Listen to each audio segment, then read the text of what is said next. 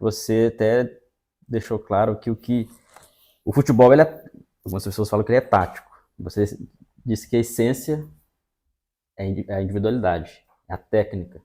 Queria que você explicasse um pouco isso, deixasse claro. Me marcou isso porque realmente a gente sempre pensa, vamos pensar na tática, futebol é tática, é coletivo, mas que adianta estar todo mundo ali no 4-3-3, ou todo mundo tem as mesmas características organizadas, se quem está fazendo tudo aquilo é uma pessoa, um indivíduo, e que pode ser o diferencial, talvez, ali, de um lance, ou uma genialidade, né, de um drible, algo nesse sentido.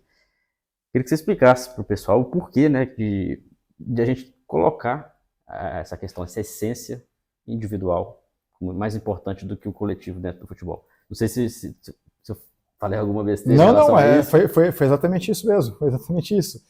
E eu acho que eu vou dar um exemplo prático antes de tentar explicar, né? Então, eu tive um jogador, 2012 ou 13, categoria de base, um jogador que está jogando em alto nível na Europa. A gente tinha algumas atividades em que, em geral, os jogadores, quando chegavam na linha de fundo, ali num jogo de 11 contra 11, né? Eles tinham ali uma leitura sobre se valia a pena ir para o drible, jogar a bola para a área ou retornar o jogo para fazer uma circulação de bola. Então eles tinham ali algumas referências para que eles tomassem a decisão do que fosse melhor, né? E muitos dos jogadores ali, quando chegavam naquele tipo de circunstância, quando confrontavam um contra um mais cobertura, tinham preferência por soluções que não eram o drible, né? Soluções que te envolviam ou passe para recomeçar, ou passe para trás para uma finalização, ou um cruzamento.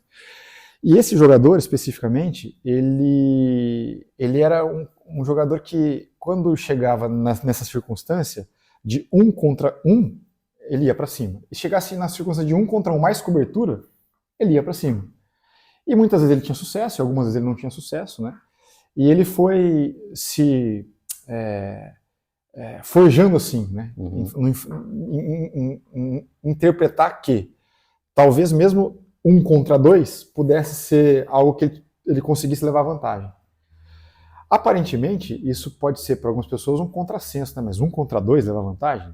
Tudo que a defesa quer é conseguir ter uma cobertura para uma marcação ali e tal. E ele foi ficando tão bom nisso que hoje ele faz isso fora do Brasil, e já fez isso na seleção. E é para dizer o seguinte, né?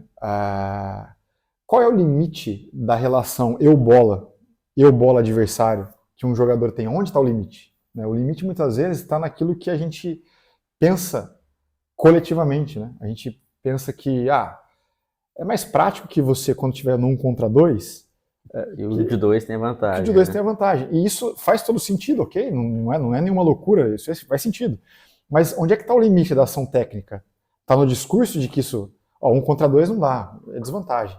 Então a desvantagem cria um condicionamento da percepção que é, muitas vezes, de quem não está executando, é de quem está planejando o treino. Né? Não é do jogador, é do treinador. Então, assim, acho que esse exemplo ele ilustra a resposta que eu quero dar para a tua pergunta. O eu-bola, entendendo as conexões do eu-bola com o companheiro, com o adversário, com o alvo, ele precisa encontrar os limites do jogador. E às vezes a gente para muito antes. Mas os limites são aqueles que fazem com que, em uma defesa tão bem estruturada, um jogador consiga gerar uma ação de desequilíbrio. Seja um drible ou seja um passe que ninguém estava esperando. Ou uma finalização. Ou uma finalização que, caramba, como é que ele criou essa oportunidade? Não tinha uma oportunidade, ele criou uma oportunidade de finalização, né? Numa posição de corpo, enfim. E isso, claro, está conectado com tomada de decisão, com uma tática individual. Mas é do jogador que reforça a sua ação com bola. Ou na sua ação em relação à bola. Por exemplo, às vezes você não está com a bola, mas você está se relacionando com ela para tentar encontrar uma circunstância em que a hora que você estiver com a bola, você tome vantagem. Então é por isso que a ação técnica ela é determinante. Porque se tudo funcionar e no final das contas eu sair na cara do gol e chutar para fora, não adiantou nada. Exato. E esse é o exemplo também dos mais determinantes do jogo, né? Que é da ação técnica. E alguém pode estar ouvindo e dizer assim, não, mas será que isso não é óbvio? Talvez seja. Mas se é óbvio, então por que a gente se preocupa tanto mais com outras coisas? Não estou pedindo para ninguém se preocupar das outras coisas. Eu só estou tentando responder para você por que, para mim, tá claro que se a gente precisasse hierarquizar aquilo que é mais importante, é a ação técnica do jogador. Começaria pela essência.